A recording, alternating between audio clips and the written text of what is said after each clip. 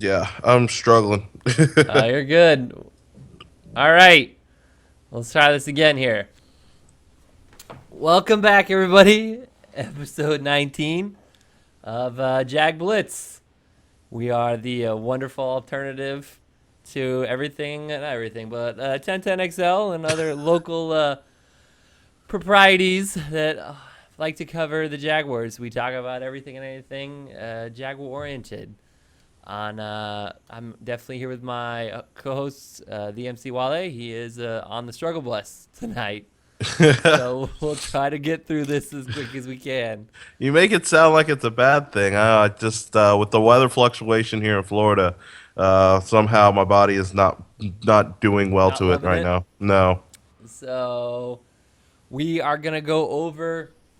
Basically, we'll go over the game against good old the Atlanta Falcons. Falcons, and then we will go over what we look at for next week. So what's your thoughts? Game with the Falcons. All right, this is a game where the Jags should have won, had an opportunity to win, and once again, either poor coaching or just a lack of desire to try and finish out the game. They were not able to pull it out. The Jacksonville Jaguars are honestly they're kind of stuck. They're in a really weird and really kind of bad position right now where you could see that the offense is getting better. You can see that the defense as a whole is just bad. They cannot get off the field on third down even when they know what's coming. And to me, I think that's an indictment on the head coach. Blake Bortles had a decent game. He was 25 for I think 25 for 36 or something like that. Mm-hmm. 297 yards, a touchdown, and a really really bad interception to end the half. Luckily, he was able to if he kind of stop a pick six himself by tracking down the linebacker that had picked off the pass. But when push comes to shove, you're looking at a bad football team that can't get out of its own way.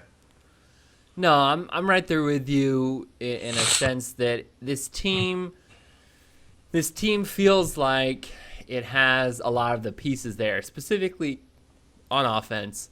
And it's something in talking with a lot of casuals and stuff that kind of either watch us on TV or catch highlights and stuff like that. They tell me, they say, hey, it seems like there are good players there, but it doesn't seem like the cohesion is there as a team, and they don't seem like they can kind of put it together. And we all kind of hoped that what was the game where we put it together? The Colts game. The Colts game. That was it. We're good. We came back. We kind of figured out through some adversity, and we'll do this where it doesn't seem that that's really the case. And it comes down to, what do you think it is? Is it mental preparation, mental toughness, talent, injuries, all the above? It's And coaching. It's coaching. That's what it comes down to. I mean, you look at the squad itself. They're a relatively healthy organization. I mean, even if you compare yourself to the rest of the AFC South, I mean, most of the AFC South is he's banged up. dealing banged up significantly. You're looking at, I mean, it's hard. It's just hard to say that when you've got three or four teams that had only two wins or were on extreme losing streaks, and they come in and they beat you to kind of turn, not necessarily to turn anything around, but just to get a win. That's an indictment on your coaching. That's an indictment on your entire team when it's all said and done. But I think the talent is there. Yeah, the defense is lacking, but I mean, conversations. If you listen to like Jaguars Today and some of the other Jaguar centric shows, I mean, you've got some people even speaking out saying like the personnel that Gus is trying to the scheme that Gus is trying to run doesn't work with that personnel. Well, if that scheme doesn't work with that personnel, why don't you try a Change the scheme scheme, yeah. that will fit, even if it's not necessarily your forte? Why wouldn't you change to a scheme that fits your players? You've always got to put your players in the best opportunity for them to succeed, even if it comes at the detriment of the fact that it's not necessarily your scheme or what you want to do. But I mean, come on, you're 5-9 right now. I mean, you have an opportunity to finish out 2 games, and you still have you have an outside shot, but you can still win the division if you can find a way to win some games and get some help. But it's just disappointing that you have, the last, let's just say the last 6 weeks, you've had opportunity upon opportunity upon opportunity to take the division and, really say, hey, this team is better. This team is ready to perform. And you haven't been able to take advantage of it. And I think that's kind of where I'm at with this Falcons game, in a sense that it seems like, and we'll roll right into our Gus Gonometer. It seems like that this, in my opinion, and it's always kind of said this way, the Gus Gonometer is always fairly high, because if you can't take this team, which arguably is loaded with, I would say, 4 Pro Bowlers in Blake, Hearns, Robinson, and Delvin, and say, hey, when everything breaks your way on a pen and paper standpoint, where no Andrew Luck for basically the time you would have faced him, you're facing a rookie quarterback in Winston, you're facing a rookie quarterback twice in Mariota, and you're gonna face Hoyer twice, or whoever they're gonna throw out there, Matt Flynn potentially, and then you're gonna face Matt Hasselbeck, and you just can't seem to put together wins when everybody else is basically trying to give it to you, like, hey, take it, take the division. This is your time to go win 10 games, and the team just comes out flat. I definitely agree that it's got to be coaching on some end, and like you mentioned, it's the equivalent of going to the bar, finding a cute girl, and some girl comes up and starts talking to you, and it's like, hey, I'm really interested in you and all of this stuff, but you continue to sit back and go for the equally attractive girl, but you want to do it yourself. Like that, sometimes you have to take what's given to you. You have to, whatever the circumstances are, your circumstances change. Let's just be real. When we were looking at the schedule, when we were looking at preseason, we're like, all right, if this team could get to 6-10 based off of the schedule and the strength of what we thought those teams were going to be at the time, we would all be ecstatic. Mm-hmm. Well, you get midway through the season and you've got, a piss poor Colts team, you've got a bad Ravens team, you've got a lot of teams that are dealing with injuries or just flat out bad. And, you're looking at, okay, we should not be, 3-5. We should be a little bbit better than this. Your circumstances are allowed to change and your expectations are allowed to change. But if those teams were full strength going into the season and we were 5-9 with full playing against a full, like a strong Atlanta team, a strong Ravens team, a strong Chargers team, then we're sitting back and looking like, okay, yeah, this team's improved. It's better. Whereas now we're sitting in a situation, we're looking at this team is underachieving because everything else around them is imploding, but they're choosing to implode themselves, and that's a problem. Yeah, and that's kind of our matter. I don't think giving Gus another year is something that merits because it's going to improve. To me, it's if you give somebody a simple task and they fail miserably at that simple task, it's like, why would I give you a harder task? The division is not going to get easier. We're playing on paper much tougher opponents next year. We're not going to play a banged up Chargers team. We're not going to play a Atlanta team that was on a 6-game losing streak. We're not going to play a Saints team that has absolutely no defense. We're not going to play, all these teams. We're not going to play a Miami team that's going to, fumble all over itself. And you're not going to look. This Atlanta team lost 38-0 against the Panthers last week. Yep. And this week we made them look like all-stars. Mm-hmm. And that kind of thing. Stuff is not going to get easier. So for me, it's not about that Gus just needs more time, because if you can't make it happen when it's the easiest possible, how do you expect somebody to just all of a sudden okay, I'll just give you more time and you'll get better, right? That's Well, not how this sometimes, works. well, I mean, sometimes people do rise to the challenge, and that's. I know that sounds crazy when people are pushed to the edge or pushed to, a certain level, then they meet that challenge and they perform at that level. But I don't think I have that kind of faith in Gus Bradley into doing that. So, I mean, going back to the original segment of talking about the Gus Gonometer, how it was at a 4 or 5, it's jumped to like an 8 Oh now because wow, I'm it's up at the that high, point. huh? Well, I'm just at the point. I've gotten to the point where I can't expect more from him. Okay. I do not think he's gonna be the guy that can turn it around from a 4-12 season, a 3-13 season, a 5-7, a 6-10 season, and then all of a sudden next year be like, all right, we're gonna be 11-5 and make the playoffs. Like I can't see that. I can't see it. Especially when we're gonna play. Oh, we've got a much tougher schedule next year, just from when I was looking at it. And I mean, we're gonna play Green Bay. We're gonna play the NFC North, and it's just like and we're gonna play the AFC West, Yeah, you got to play Denver, you got to play Oakland, you got to play, Kansas Kansas City. City. It's not easy, You're and gonna have to play Philip Rivers again, the right, kid who just lit you up. and who will be another year older. Like it's disappointing to say because I would like Gus Bradley to be that head coach that captivates the heart of the locker room and can be that rock star coach for this franchise. But I just can't. After 3 years So, of the results that we've seen, I can't see it happening. so let me ask you this, and we'll move on to the next segment. And I'm curious to get your take because I know that nobody that I know or indirectly know would give a straight answer. But how the hell has Gus not lost the locker room at this point?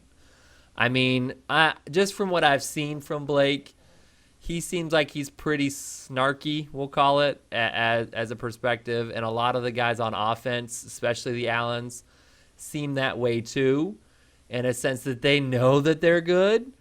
And I mean, especially when we played Indianapolis, and I was watching the footage afterwards, and Alan Hearns is nudging Blake, going, "We got 50," and Blake's like, "Yeah, when's the last time that's happened? Like 2002." Yeah. And I just don't see at a point where, and so I'll ask you, you've got guys like that, and there's got to be guys, Telvin's got to be one of them on defense, that's looking around at the roster saying, hey, I'm here day in, day out, slinging my guts to win, and we keep losing. And so I'd ask you, how has Gus not lost that locker room is beyond me. Here's how he hasn't lost the locker room, and I'm going to use this metaphor. You know that favorite teacher that you had maybe in junior high or high school Yeah. that you knew probably wasn't the best teacher, but was really fun to be around, and did just enough to keep you interested. Maybe, yeah. That's kind of how I think That's Gus Bradley Gus. has that. That's Gus. Gus is the cool Well, you guy. look at it. Gus is the cool guy that you would like to hang around. He's got the life lessons, and he talks the talk. But when it comes down to the actual performance part, he lacks in certain areas, and it's always cool to have that teacher who can kind of be cool and chill, but you really know isn't going to push more expectations upon you. You know Okay, what I mean? that's And that's how I look at it. It's like like I said, I want him to be successful. I really want this to work, but I mean, at some point you have to hold the people that are leading and are in charge of what's going on the football field. You have to hold them accountable.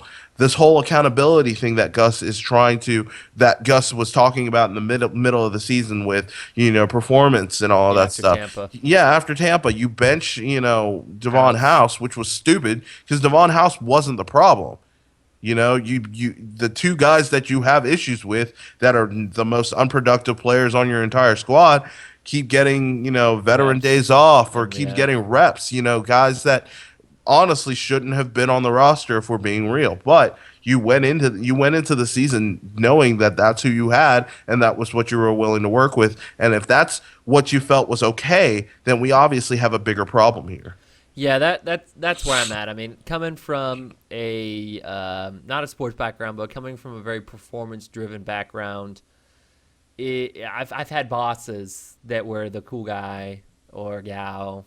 They were the ones to hang out with, have a beer with, and they didn't want to have those tough conversations with employees and say, "Hey, you're not cutting it," or anything like that. Or yeah, they just smirked away from confrontation.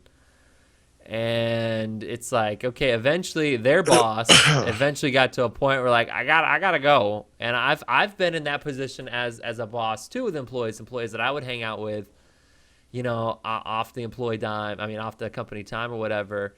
And then at work say, hey, I'm sorry, but at the end of the day, you're not gonna pay my bills. So you either step up or I find somebody to replace you. One of the people that I used to deal with, as a higher up me, had a wonderful phrase: change your people or change your people. And it was one of those things where he Yeah. said, Lawrence, you either get your people to change or you change them or I'll change you, pretty Yeah. much. That's the phrase there. And that's where I just don't know what Con and Dave are doing, and I don't know if those conversations are being had behind closed doors. I don't think they are. I had the privilege to kind of host a exclusive FanDuel event on Monday where we got to talk with Mark Lamping and Dave Caldwell, and just the general consensus and the general feeling in the building is that okay, I think we're gonna continue the path.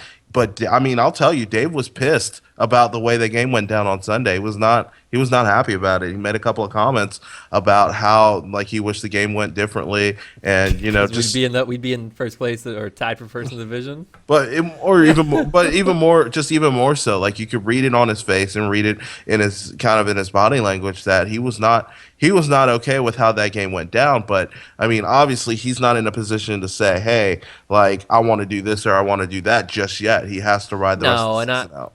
I don't think that they're going to make a decision before the season ends. There's only 2 games left. I think that, which is funny. I got an email today, being like, purchase your playoff tickets 10% early. I was like, yeah, no. I haven't even gotten that, but I'll go ahead and buy them if Yeah, they're there. yeah. There was a email that said get them soon, 10% early. But anyway, so here we go. Last segment here. So we're playing the equally defensively terrible Saints next week. I think the Saints are favored by 3 right now because at this point in time, it looks like Breeze is supposed to play, even though Drew Brees has the same injury that Peyton Manning has. And he's still not back. Granted, Breeze isn't as old as Peyton, so maybe he has got, he's a $6 million man with his foot. Where do you think we're at with this game? I think we lose this game and we lose it big time. You think we lose it big time? I do. Like how? Like double digits? I Or think like this is a double-digit loss for the Jags. 10 points or like 15. 30, 15 plus? 15 plus. Okay. You just don't. We don't think we stop anything that You they can't throw get down. off. You can't get off the field on third down. Like that's been the biggest issue the entire season. You have not been able to get off the field on third down. And with the Saints being a primarily passing team, Yep. if they're going to convert third down on you all day, all night, good luck. I mean, yeah, it would be nice to think that.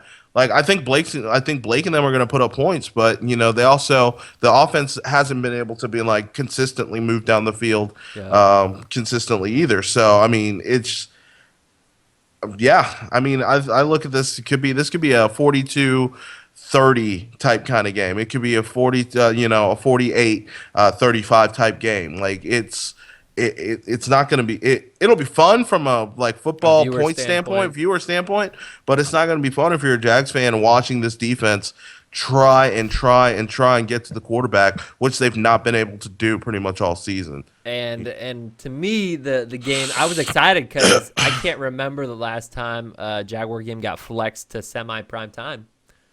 And last week it got announced before the Falcons game that this game got flexed, and I was excited. I was like, okay, so the NFL we're finally getting some DAP here for what we're doing, and I think this game definitely has potential to be exciting to watch. But like you said, I personally think we get blown up by like 20 plus. 20 plus. Yep. I think that the defense will get gassed. from being on the field too long. And I think that the offense will, if the offense does well and clicks, similar to how it's done in a few other games this season, like Tampa, what's it called, the Titans game, and now the the Indianapolis game, then maybe it's close. Maybe it's a 10-point game or something like that. But if not, I think that they score at will. If Flynn is starting, then I think it's probably closer to, I think even Matt Flynn, throws all over us. Well, I mean that offense is a throw. It's they don't really use their running backs as much as other teams. They're a very heavy. They're a very heavy passing team, and Yep. so if they, I just like I said, I just have a problem with thinking that this team's going to be able to get off on third downs, and they won't be able to. Nope, I'm right there with you. I mean, we didn't stop somebody on third down for pretty much most of the game last week. So I'm right there. I don't think, unless they intentionally mess up, whether it's offensive penalty or something, I don't think that we're getting many sacks against this team or anything. So all right, I think that's gonna be it. Anything you want to say?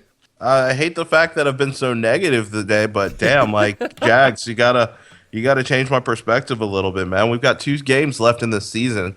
Try and figure out a way to win them, and then see what happens. Just I see what happens. I think the most telling thing for me this season has been the last 2 home games. So that would have been Indianapolis and now Atlanta, and then I would say the Houston game too.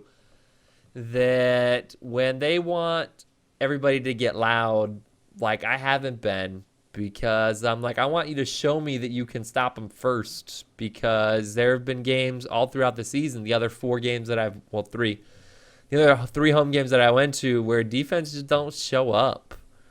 And it's like, I don't want to go to work the next day with no voice because, and I think that's where it is. It's not being negative. It's just, it's at that point where I'm like, Jay McGuire, show me the money! Show me the money! Yeah. That's kind of where I'm at with this team, in a sense. It's hard for me. I'm still, diehard Jaguar fan, all that good stuff.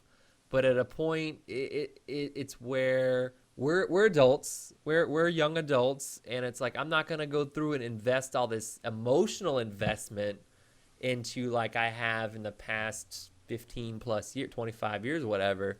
Right. Because You know better by now. well, yeah, I mean, it's one of those things where I can't go through it to where the emotional stress and the emotional disappointment and stuff happens. It's like, no, I'm not going to do that. I'm not going to allow people, here in the city to be like, oh my gosh, you should get excited for this team. I'm like, yeah, I'll believe it when I see it. I'm still a fan. I still love that we have a franchise quarterback for the next 10 or 15 years, unless somebody messes it up somewhere. Some GM, Khan, decides to let him go. I think that's probably my biggest thing to be excited for, is we have somebody that loves the city and the team and the fan base and legitimately wants to be here. And I just hope that we're able to put the team together to where he doesn't get bogged down. It's like, F this place. I want to win.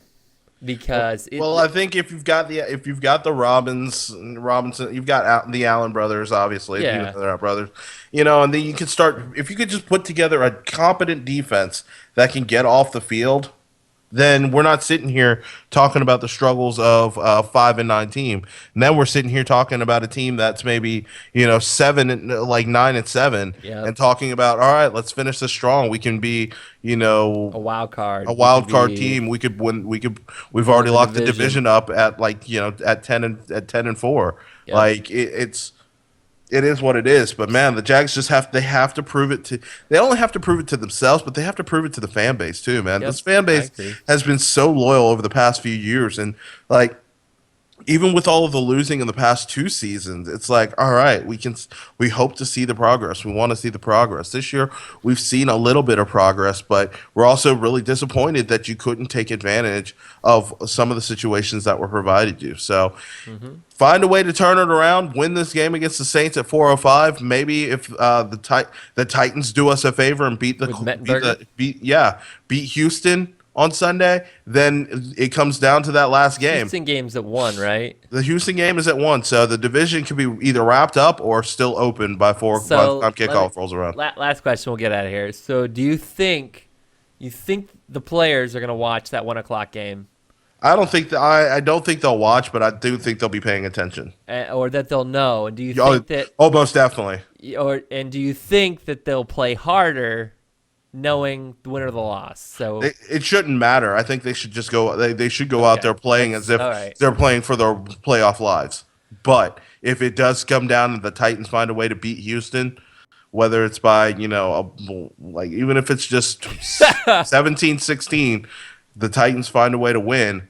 Jacksonville at that point, the Jaguars have to do their part. yeah, all They right. have to do their part. We'll get out. We appreciate anybody that's watching. This will be posted to YouTube here shortly. You can catch Wale at the MC Wale and Yep. catch myself at Loboid. Thank you, everybody.